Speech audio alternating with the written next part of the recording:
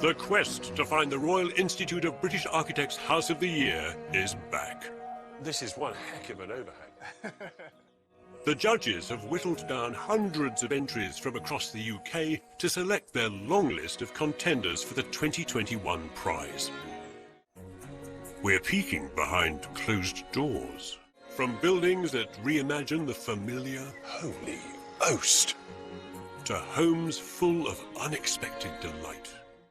The houses we'll see will be cut down to a short list of just 7, before we find out in the final programme which is House of the Year 2021.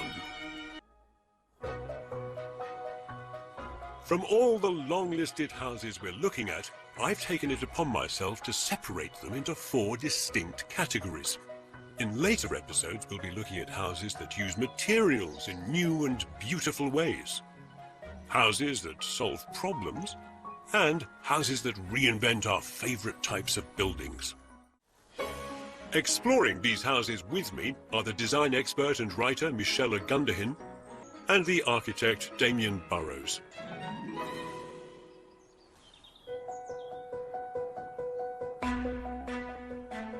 And so, prepare to be surprised by our first long-listed house.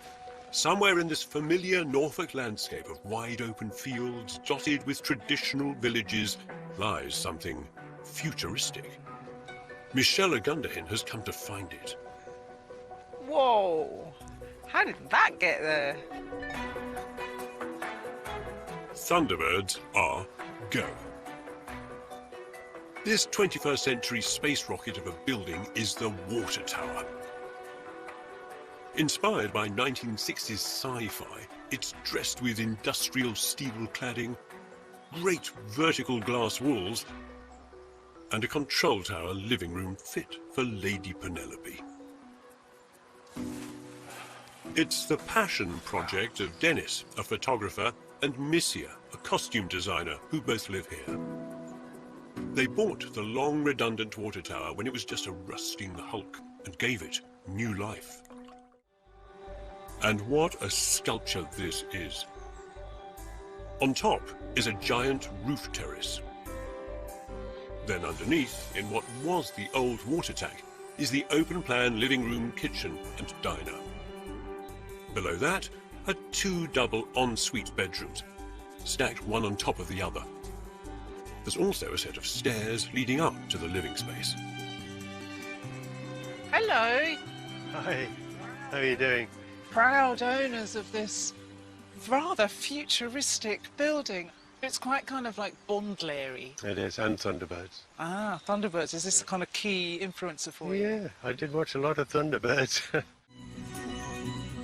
The Norfolk climate, however, isn't ideal for launching rockets. It might also make you think twice about living at the top of a creaking tower. It's a very, very, very windy, exposed spot. And when the wind's up that strong, the rain is usually coming with it, and it's horizontal. You know you're exposed. It's not like, you know, you got any house next to you. It's coming from all direction.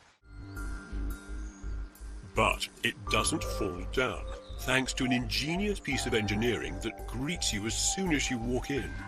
Oh, wow. That's incredible. I was not expecting this. This is not just any staircase. It's made from 132 individual blocks of super strong cross-laminated timber, layers of wood glued alternately at right angles. Piled one upon another, they form a giant corkscrew that helps pin the tower to the ground.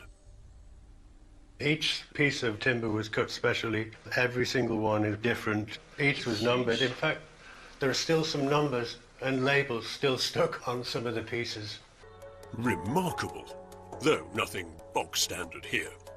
The staircase, lit from the roof light above, was praised as delightful by the RIBA judges, as were the warmth of the interior joinery, the glazed bridges that link to the bedrooms that have full-height glass walls, and the constant playful interaction with the sky. But the greatest delight is to be found in the old tank itself. Oh, wow. What once was a dark, murky chamber filled with water is now a glamorous kitchen and living room. There's a new polished concrete floor, a simple but beautiful wooden kitchen, and a 21st century wraparound window. But what's surprising is how much of the old building is on show. There's bits of structure just kind of everywhere, but somehow you've kind of made it feel really beautiful. I love that you've kept all these like pieces of the original water tower as well, and yet they just fit beautifully. I mean, the ball here, is this the one that would have tested the level of the water? Yeah, and you've made it into a light. The rusting interior of the water tank has been preserved, although it's now slashed by the dramatic ribbon window. To cut it out meant bracing the old cast iron structure before carefully removing the middle row of panels. For their architect, Mike Tonkin, this was a project like no other, with a client like no one else he'd ever worked with. When you begin, you always want to understand who the people are. You want to understand what their values are and what their desires are. And Dennis definitely had a taste for Thunderbirds. That was important to him. It was important to Mike that whatever they did was also embraced by the people who lived nearby. They were restoring a local landmark. A lot of them, had climbed it as a kid. Whatever we did had to be interesting. Dennis had an open day and like 1,000 people turned up. They all wanted to see inside. They'd all been waiting for Dennis to finish. Overall, the local community fully supported the new design. It was engaging, it was imaginative, it's been worthwhile, it's been good for the village, and we're very pleased that it's happened.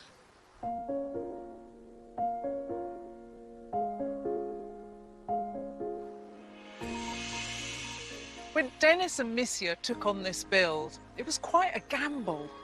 Turning a rusty old structure into a home, reinventing a local landmark, even not knowing how much it was going to cost. But sometimes you have to take a risk to see something's true potential.